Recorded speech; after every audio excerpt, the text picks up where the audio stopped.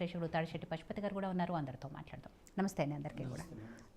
So Venkat Naik గారు, ఏదైతే సాగర్ శ్రీశైలం ప్రాజెక్టుల అప్పగింతకు సంబంధించి కేంద్ర రాష్ట్ర ప్రభుత్వాల మధ్య ఎప్పటి నుంచో కూడా చర్చ జరుగుతోంది. ఇవాళ మళ్ళీ ఒకసారి దానికి సంబంధించిన వివాదం తెర మీదకి వచ్చింది. అంటే రెండు రాష్ట్రాలు కూడా ఈ ప్రాజెక్టులను అప్పగించడానికి ఒప్పుకున్నాయని కేంద్రం చెప్తోంది. కానీ తెలంగాణ రాష్ట్ర ప్రభుత్వం, కాంగ్రెస్ ప్రభుత్వం దీనికి ఒప్పుకోలేదని చెప్పేసి ఉత్తమ్ కుమార్ రెడ్డి గారు చెప్తున్నారు. అలాగే సీఎం రేవంత్ రెడ్డి గారు కూడా ఆయన లండన్ పర్యటనలో ఉన్నప్పటికీ కూడా ఫోన్ చేసి ఏదైనా వివాదం తేలే వరకు అప్పగించొద్దు అని ఆయన కూడా స్పష్టంగా చెప్పినట్టుగా తెలుస్తుంది. మొత్తానికి ఎప్పటి నుంచో సాగుతున్న ఈ వివాదం అసలు ఏంటి, దేనికి అడుగుతున్నారు, కేంద్రం అప్పగించమని ఎందుకు అడుగుతోంది, ఇవ్వము అని ఎందుకు అంటున్నారు?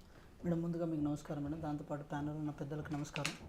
ఒక విషయం ఏంటంటే మేడం, మీరు క్లియర్ కట్గా చెప్పారు. అంటే రేవంత్ రెడ్డి గారు క్లారిటీ ఇచ్చారు, ఉత్తమ్ కుమార్ రెడ్డి గారు క్లారిటీ ఇచ్చారు అని మీరు చెప్పారు. థ్యాంక్ యూ మేడం, మీరు అర్థం చేసుకున్న విధానానికి థ్యాంక్ యూ. ఇక్కడ ఒక విషయం ఏంటంటే మేడం, అంతే క్లారిటీ ఇచ్చిన తర్వాత కూడా సింగిరెడ్డి నిరంజన్ రెడ్డి గారు ఎవరైతే ఉన్నారో, ఆల్రెడీ వ్యవసాయ శాఖ మంత్రిగా చేసిన వ్యక్తి, కొంచెం క్లారిటీ మిస్ అయ్యి కన్ఫ్యూజ్ అవుతున్నారు. ఇక్కడ ఒక విషయం మనం స్పష్టంగా గమనించాలి మేడం. ఇన్ కేసు అంటే ఏమంటారు, కృష్ణా బోర్డు పరిధిలో కనుక ఇవి వెళ్ళిపోతే తెలంగాణ రాష్ట్రానికి జరిగే అన్యాయం ఏంటి, తెలంగాణ రాష్ట్రంలో ఉన్న రైతులకు జరిగే అన్యాయం ఏంటి, దాని మీద మాత్రమే కాంగ్రెస్ పార్టీ కన్సర్న్ ఉంది. మిగతా విషయాలు మేము డీప్గా ఆలోచిస్తలేం. మేడం, మీరు ఒకటి గమనించండి, తెలంగాణ రాష్ట్ర కొట్లాట అనేది నీళ్లు నిధులు నియామకాల మీద జరిగింది. అంటే దీని మీద కొట్లాట జరిగింది. అప్పుడున్న బీఆర్ఎస్ పార్టీ పర్టికులర్గా ఈ విషయాల మీద ఇన్సిస్ట్ చేసి మరీ 10 సార్లు వాళ్ళు ఏమన్నారు, తెలంగాణ రాష్ట్రంలో మా నీళ్లు మాకు కావాలి, మా నిధులు మాకు కావాలని చెప్పి వాళ్ళు చెప్పి తెలంగాణ ప్రజానికి రెచ్చగొట్టి అక్కడి వరకు తీసుకెళ్ళగలిగారు. 10 సంవత్సరాల కాలంలో వాళ్ళే అధికారంలో ఉన్నారు. మేడం, మీరు ఒకటి గమనించండి, బచావత్ ట్రిబ్యునల్ ప్రకారం 299 టీఎంసీల నీళ్ళని తెలంగాణ రాష్ట్రానికి ఇస్తున్నామని చెప్తే ఉమాభారతి గారు అప్పుడు కేంద్ర జలవనరుల శాఖ మంత్రిగా ఉన్నారు. వారు ఉన్న టైంలో చంద్రబాబు నాయుడు గారు, దాంతోపాటు చంద్రశేఖరరావు గారు ఇద్దరికి వెళ్ళి అక్కడ సంతకాలు పెట్టించి మరి వచ్చిన సందర్భాలు ఉన్నాయి. సో ఈరోజు సింగిరెడ్డి నిరంజన్ రెడ్డి గారు ఏమంటారు, నెక్స్ట్ జరగబోయే ఏదైతే ప్రాసెస్ ఉందో అందులో భాగంగా ఇక్కడ ఏది మన అంటే అఖిల పక్షాన్ని పిలవాలి, అఖిల పక్షాన్ని పిలిచి దాంట్లో ఇన్వాల్వ్ చేయాలని అన్నారు. మరి అప్పుడు కేసీఆర్ గారు సంతకాలు పెట్టినప్పుడు 299 మాత్రం టీఎంసీలు మాత్రమే ఇస్తున్నప్పుడు అప్పుడు ఏ అఖిల పక్షం గుర్తు రాలేదే వాళ్ళకి, ఏ అఖిల పక్షం దాన్ని ఇన్వాల్వ్ చేయలేదే. ఇక్కడ ఒకటే విషయం మేడం, 575 టీఎంసీల వరకు నీళ్లు మనకు రావాలి, మనం వాడుకోవాలనుకున్నప్పుడు ఆటోమేటిక్గా మనకు హక్కుగా ఉన్నప్పుడు 100% తెలంగాణ రాష్ట్రానికి కన్సర్న్ ఉంటుంది. కానీ మీరు ప్రతిసారి ప్రతి విషయాన్ని రాజకీయాలు చేసుకుంటూ కూర్చుంటూ ఈరోజు బీఆర్ఎస్ అంటే కాంగ్రెస్ పార్టీ మీద ఏదైతే బురద చల్లుతున్నారో, కాంగ్రెస్ పార్టీ ప్రభుత్వం మీద ఏదైతే బురద చల్లుతున్నారో అది ఎంతవరకు కరెక్ట్ కాదు. మేడం, మీకు ఇక్కడ ఒక విషయం చెప్పాలి మేడం, నాగార్జున సాగర్ ప్రాజెక్టు కానీ, శ్రీశైలం ప్రాజెక్టు కానీ, ఏదైతే కృష్ణా నది మీద కట్టిన ప్రాజెక్టు కానీ, గోదావరి నది మీద కట్టిన శ్రీరామ్ సాగర్ ప్రాజెక్టు కానీ, ఏదేమన్నప్పటికీ కూడా ఈ తెలంగాణ రాష్ట్ర రైతులకు, అన్నదాతలకు అంటే ఒక నీటి వనరుగా మారిన ప్రాజెక్టులు ఇవి. కాంగ్రెస్ పార్టీ హయాంలో కట్టిన ప్రాజెక్టు. వీళ్ళు కాళేశ్వరం ప్రాజెక్ట్ కట్టిన తర్వాత దానికి ఒక కెనాల్ సిస్టమ్ లేదు, ఒక డిస్ట్రిబ్యూటరీ సిస్టమ్ లేదు, ఏం లేదు. అంటే ఒక ఆధారమైన నీటి వ్యవస్థని ఎస్టాబ్లిష్ చేసుకునే విషయంలో కాంగ్రెస్ పార్టీకి ఉన్న కన్సర్న్ ఏంటి, బీఆర్ఎస్ పార్టీకి ఉన్న కన్సర్న్ ఏంటనేది ఇక్కడ గమనించాలి మేడం. మీరు ఒకటి గమనించండి, పాలమూరు రంగారెడ్డి ప్రాజెక్టు విషయంలో దాని డిపిఆర్ని ఇంతవరకు కేంద్ర ప్రభుత్వం అప్రూవలే ఇవ్వలేదు. 28,000 కోట్ల వరకు దాన్ని బడ్జెట్ చేస్తామని చెప్పి వాళ్ళు చెప్పారు. అదేవిధంగా శ్రీశైలం లెఫ్ట్ బ్యాంక్ కెనాల్ ఏదైతే ఉందో దాన్ని ఎస్టాబ్లిష్ చేసే విషయంలో కూడా బీఆర్ఎస్ పార్టీ ఇంతవరకు అంటే అప్పుడున్న గవర్నమెంట్లో ఒక సముచితమైన నిర్ణయం తీసుకోలే. అంటే మనకు ఏదైతే రావాల్సిన హక్కు విషయంలో దాని మీద ఈ 10 సంవత్సరాల కాలంలో ఒక్కసారి కూడా మీరు కొట్లాడలే. కానీ సడన్గా ఈరోజు రాజకీయం చేసి మాట్లాడుతున్నారు, రాజకీయంగా దాన్ని తీసుకోపోయే ప్రయత్నం చేస్తున్నారు. మేము దాన్ని అట్లా తీసుకోపోతలేము కదా.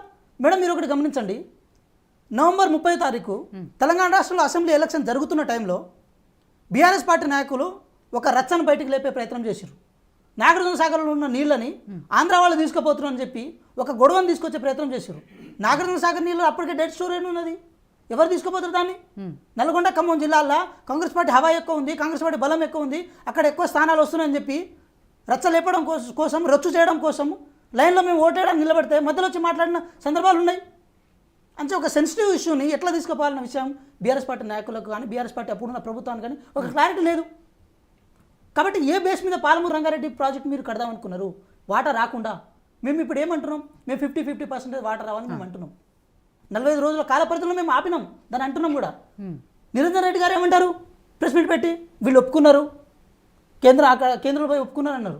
మేము ఒప్పుకోలేదే, బయట చెప్పలేదే ఈ విషయాన్ని. తెలంగాణ రాష్ట్ర హక్కులను కాపాడే బాధ్యత మాకు ఉంటుంది కదా.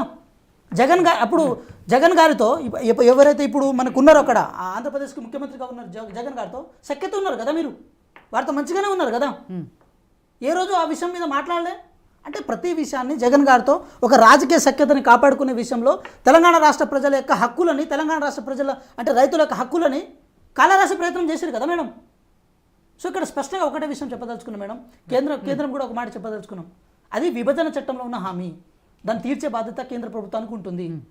ఇది కేవలం అంటే ఏమంటారు, కృష్ణా జలాల విషయంలో మేడం ఆ బేసిన్ అంటే మనకు ఆ హక్కు ఉంటుంది కాబట్టి చెప్తున్నాం మేడం. కృష్ణా జలాల విషయంలో పెన్నా బేసిన్కి తీసుకుపోవడంలో ఆంధ్ర ముఖ్యమంత్రి ఎవరైతే ఉన్నారో వాళ్ళు క్లిష్టగా పనిచేస్తున్నారు. కానీ అప్పుడు మీరు పనిచేయలేదు కదా, అప్పుడున్న కేసీఆర్ గారు పనిచేయలేదు కదా. కాబట్టి వారు పనిచేయట్లేదు, వీళ్ళు పనిచేయట్లేదు అని చెప్పి ముఖ్యమంత్రుల మీద ఉన్న రివెంజ్ని పరిగణలో తీసుకొని మాకు ఏమంటారు కాంగ్రెస్ పార్టీ మీద బురద జల్లే ప్రయత్నాన్ని ముందు తీసుకొని పార్లమెంట్ ఎలక్షన్ దృష్టిలో పెట్టుకొని తెలంగాణ ప్రాంత రైతులను కానీ తెలంగాణ ప్రాంత ప్రజలను కానీ మోసం చేసే ప్రయత్నం మాత్రం కేంద్ర ప్రభుత్వం చేయొద్దు మేడం. ఇక్కడ ఏదైతే వాటా ఉందో ఆ వాటను తేల్చిన తర్వాత మీరు ఏదైనా చేసుకోండి, మాకేం అడ్డంకు లేదు. ఎందుకంటే అది మీ చేతిలో తీసుకోండి, మీ చేతిలో ఉన్నట్టు చేయండి, ట్రాన్స్పరెన్సీగా చేయాలని మేము కూడా కోరుకుంటాం. కానీ మా వాటాని మా హక్కుని ఇచ్చిన తర్వాతనే చేయండి. ఇక్కడ మేము కూడా ఇక్కడ కేసీఆర్ మీద బట్టకాల్చి మీదేసి మా ప్రయత్నాన్ని మేము ఆపేయాలని మేము కూడా అనుకుంటలేము. కాబట్టి ఇదే విషయం మేడం. ఇంకో విషయం మేము చెప్పదలుచుకున్నాం మేడం, పోచారం శ్రీనివాసరెడ్డి గారు ఒక ఇచ్చిన స్టేట్మెంట్ బేసికల్లీ ఇది కాళేశ్వరం ప్రాజెక్టు విషయంలో. కాళేశ్వరం నీళ్ళే లేవు, మా మీద కుట్రతో మీరు నీళ్ళు లేవడం ఆపోతుందని చెప్తారు. 23 టీఎంసీల నీళ్ళని కేంద్ర డ్యామ్ షిఫ్ట్ అథారిటీ రిపోర్ట్ ఇచ్చి కిందికి వదిలేయమంటే కిందికి వదిలేసారు. ఇక నీళ్ళు ఆడి డెడ్ స్టోరేజ్కి వచ్చింది. బీఆర్ఎస్ పార్టీ గవర్నమెంట్ ఉన్నప్పుడే ఏమని ప్రకటించారు, క్రాప్ హాలిడే ప్రకటించారు.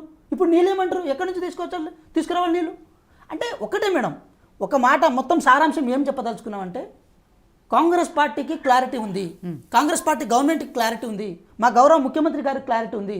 ఈ క్లారిటీని మిస్గైడ్ చేసే ప్రయత్నాన్ని అటు కేంద్ర ప్రభుత్వం కానీ ఇటు బీఆర్ఎస్ పార్టీ కానీ చేయొద్దనేది మా యొక్క విజ్ఞప్తి మేడం.